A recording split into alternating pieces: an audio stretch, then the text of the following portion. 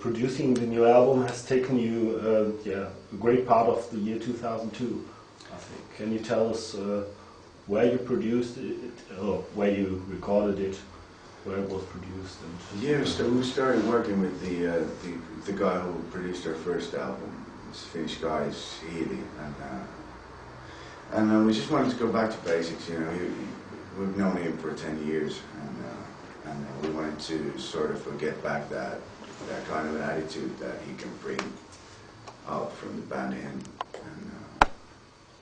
And we just, you know, went to these old places. We went to Finnbox in Finland, which is like our home studio, and just hit there with Ville and started working out like in good old days. And everybody's pretty happy about it. He's a very good producer.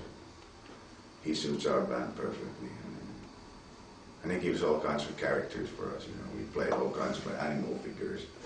Sometimes we play like frog, and sometimes we play like a tiger, and sometimes we play like an archer. You know, all this shit what we need.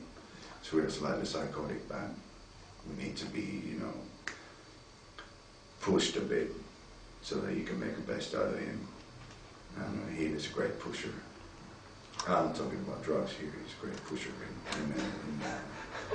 in other ways. yes, Pushing people's personalities forward. yeah. So that it takes time. It took us a pretty long time. You know. We worked pretty hard to make it happen, and he sure helped us. And everything was nice and cold. We recorded the album in Finnbox, Helsinki, and it's a good studio. It's cheap, and those bands like Stratovarius and Nightwish been recording their stuff there. And he really wanted to be close to his home, and his girlfriend, and his refrigerator. So that's the reason why we did it back in Helsinki. But the actual recordings took like 2 months. So we were basically just rehearsing for the first part of the year. Okay, there are many fast guitar parts on the album, especially in Buried Alive by Love. Why did you play such a heavy song at the start of the album? Well, Buried Alive by Love was a good opening track because of its sort of like, you know, hello dear Sonic Seducer people, we're back. That's one of the reasons. You know, Linda wanted to show off. He's a great fan of Steve Vai. So that's the reason. He wants to play really fast. But he can't play any faster, so it took a long while to finish that track. It was just a good opening track. Being rough and, you know, straight to the point. Roger. The whole album seems to consist of changes between very fast and more balladesque parts. Is that the overall principle you used? Overall principle was trying to make a good album with loads of dynamics. That's the principle.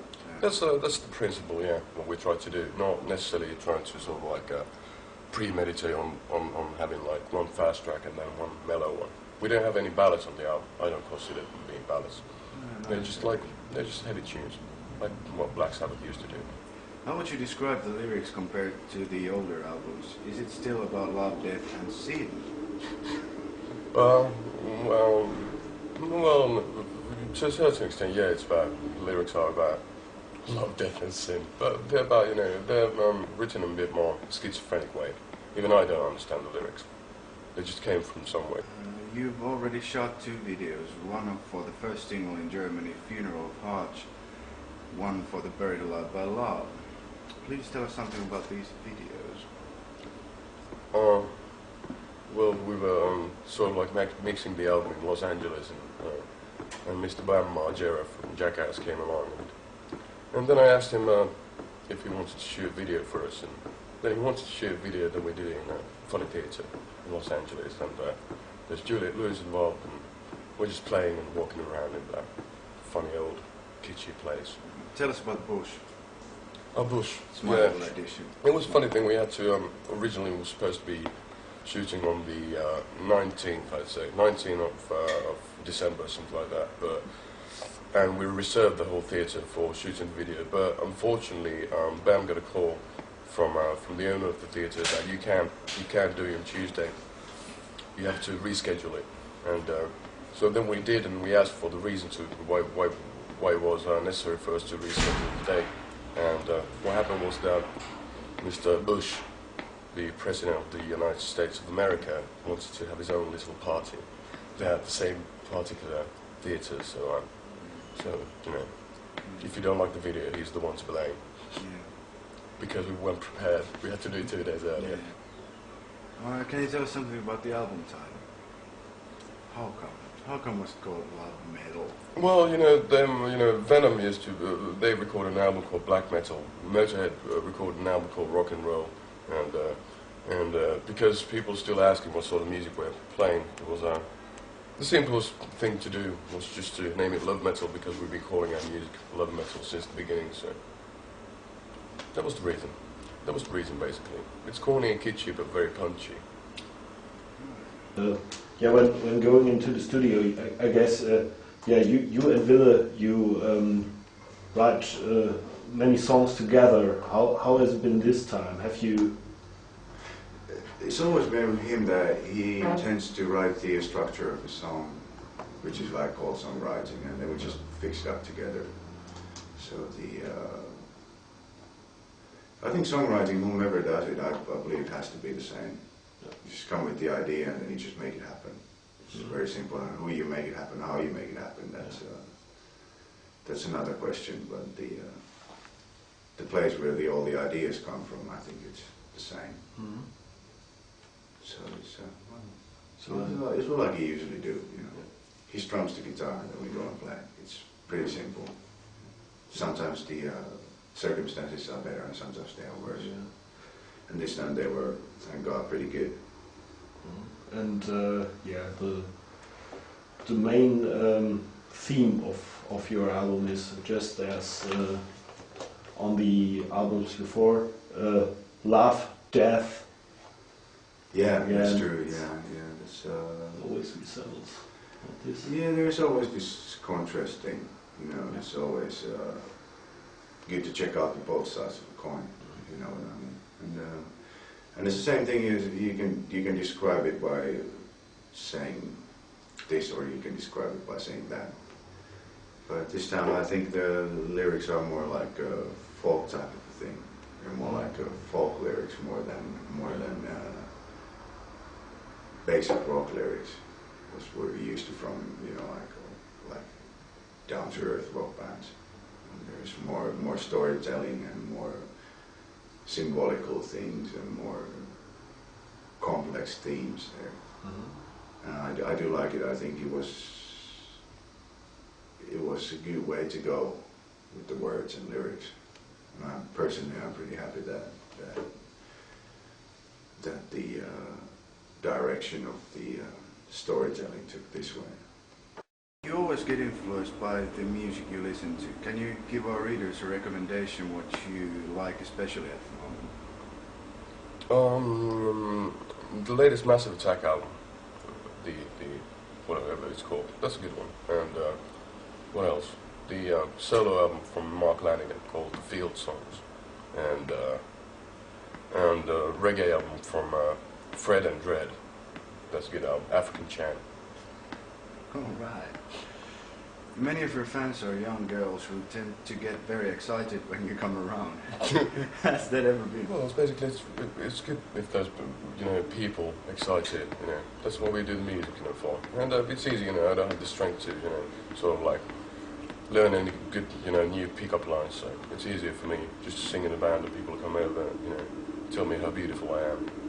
I'm really happy about that. Alright, the popularity of heartogram, especially as a tattoo motif, is rising. Does it make you proud when you see people wearing tattoos of such a... Yeah, I was pleasantly surprised when I met Kelly Osbourne in Los Angeles in a pub, and we were drinking a lot of beer with Bam, and then a couple of her friends came around and they had the heartogram tattoos, on their necks or whatever, and on the back of their necks, and yeah, of course it makes me proud. Do you like Kelly Osbourne? No. Do you think she's attractive? Well, she's a kid. Hello, dear Sonic Seducer people. Take care. Love you all. When recording the album, I mean, you usually are influenced by the music you listen to. Is there any special influence that was dominating this record? No. For you? No. No. This That's pretty strange, actually. There wasn't any like. It was more like we were influenced by all the experiences we had from the past, and all the people we met, and all these producers and whomever people we came across. And I think it was more concentrating on what's essential for him, instead of, you know, ripping every idea from you. If you fall in love with the Brian Eno album, and then, okay, I want it to sound like Brian Eno, and then you put some Brian Eno bullshit there. And it was more like, you know, being more sensible and being more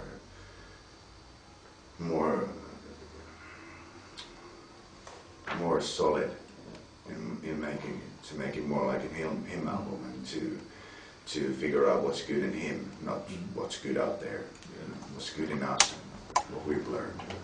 The people always underestimate.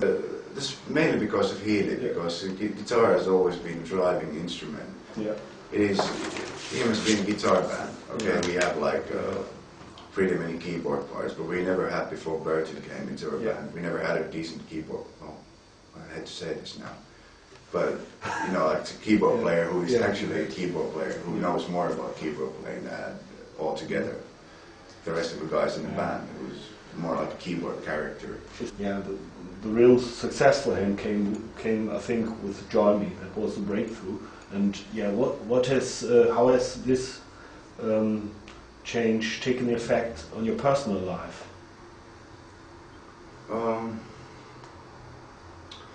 I don't know. I don't think the amount of your personal happiness comes out of the sold copies. You know, it was nice, and it gave us a great opportunity to do things. You know, because it was such a big success, and we could go to places, and we could concentrate on music like full time. And that's like but there's so much luck and everything. I think from a Razorblade Romance, the Join Me was never my favorite track. So if you ask me what's the first single, what would it be? It wouldn't be Join Me. So it's like a kind of a thing that I believe is pretty much involved luck and right timing. So it was a lucky call. I can't take credit for that. You know. Yeah, the heartagram symbol has become something like a pop icon, like Hugo from Einstürzen und Neubauten, or the Sisters had, and many people let themselves make the twos. Yeah, so does it make you proud, or? Yeah, it does. Yeah, it's something like heartagram is like it's like a symbol of something more than him. It has always been for me. You know, like it's something. Oh, sorry. It's something that symbolizes what's good in him, and at the same time, it symbolizes, you know, what's good in human being. It's more a symbol of us as human beings than a symbol of him, the band. So in that sense, I'm glad, you know, like it's wiser to take a symbol for something that is not. It's, you know, like you can write yourself like Bon Jovi here, or you can take a symbol that means something. You know, in that sense, I think it's smarter to take a heartagram tattoo than write, you know, like the name of your girlfriend here, because it symbolizes well, probably most of the people don't know, and it symbolizes different things for everybody. So, but basically, it's a good symbol, and it's a symbol of something higher than a band, or something higher than a personality, or it's a very magical symbol. And it's good if people have taken it as such. I'm sure they have. You know. The symbol is, in a way, it's more famous mostly because of band than the whole band, in a sense. You know, like it's a nice thing.